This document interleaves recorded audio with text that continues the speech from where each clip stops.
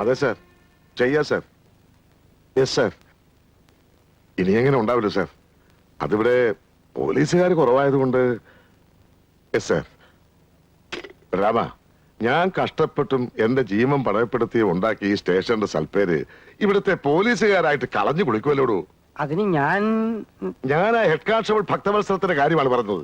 അവൻ അഭിഷേകം കഴിഞ്ഞ് ശബരിമല ഇങ്ങോട്ട് വരുമ്പോ ഞാൻ അവന് നല്ല പുളിച്ച തെറിയഭിഷേകം നടത്തുന്നുണ്ട്. നോക്കിയോ, ഒരു ഹെഡ് കോൺസ്റ്റബിൾ ലീവും എടുത്ത് തീർത്ഥാടനത്തിന് പറഞ്ഞു നടന്നാൽ ഈ സ്റ്റേഷന്റെ ഗതി എന്താവും? ഐജിക്ക് പറ്റിയ ഒരു അബദ്ധമാ. എല്ലാ മാസവും 1-ാം തീയതി ഒരു മാസത്തെ വ്രതത്തോടെ ശബരിമലയിൽ പോകാനുള്ള സ്പെഷ്യൽ സാങ്ഷൻ ഒപ്പിട്ട് കൊടുത്തപ്പോ പാവ ഐജി എല്ലാ മാസവും എന്ന വാക്ക് ശ്രദ്ധിച്ചില്ല. അതുകൊണ്ട് ഇപ്പൊ എന്തായി? ശബരിമലയിൽ നിന്ന് താഴെ ഇറങ്ങിയ അന്ന് തുടങ്ങും അടുത്ത മാസത്തേക്കുള്ള വ്രതം. അതുകൊണ്ട് അവന് താടിയും അടിക്കണ്ട, മുടിയും മുറിക്കണ്ട, ചെത്തി നടക്കാലോ.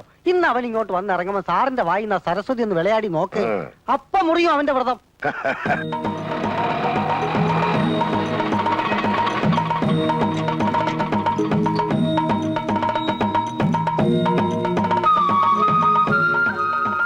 ഹരിഹരസുതനയ്യനയ്യപ്പ സ്വാമിയേ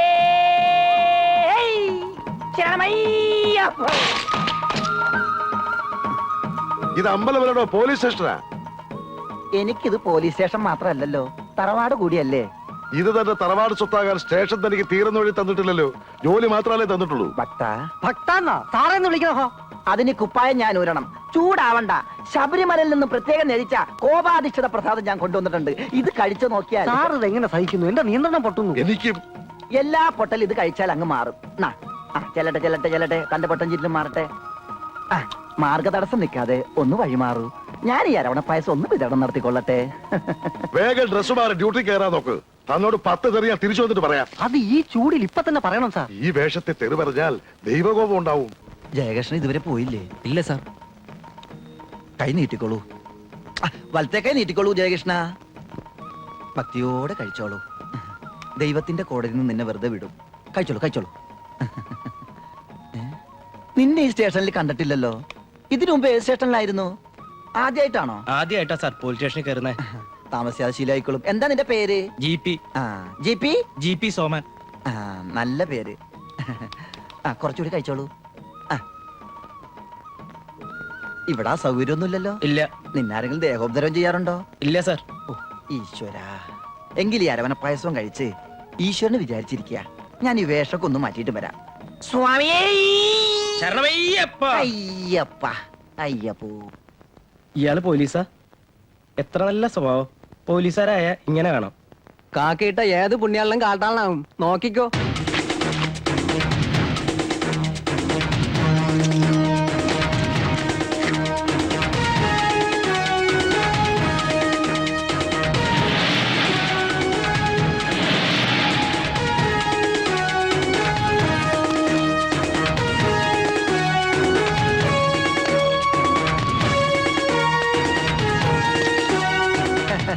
എന്തൊക്കെയുണ്ട് മക്കളെ?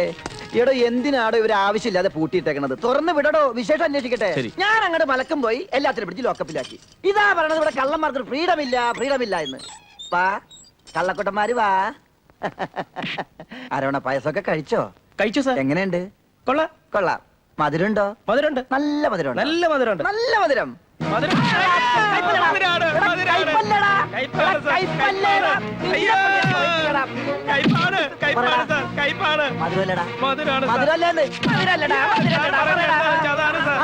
അങ്ങനെ മധുരം എന്നുള്ളത് കയ്പാണെന്നും കയ്പെന്നുള്ളത് മധുരം എന്നും പറയിപ്പിക്കലാണ് ഞങ്ങളുടെ ഡ്യൂട്ടി, അറിയാമോ? ഓഹോ, അത് നിന്നിറക്കാനുള്ള കോള അല്ല സാർ. അതെങ്ങനെ മനസ്സിലായി? അത് സ്വരം കേട്ടാ അറിയാം സാർ. ഓ, അപ്പൊ ഫോണിന്റെ സ്വരം കേട്ട നിനക്ക് ആളെ തിരിച്ചറിയാനുള്ള കഴിവുണ്ടല്ലേ? പൂട്ടടോ. ആരുടെ ഫോണില്? ഹലോ, ഭ്രാന്താശുപത്രിയോ?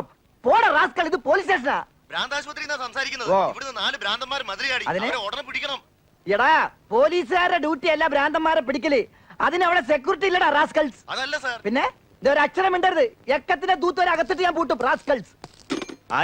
4 ഭ്രാന്തന്മാര് മതില് ചാടി.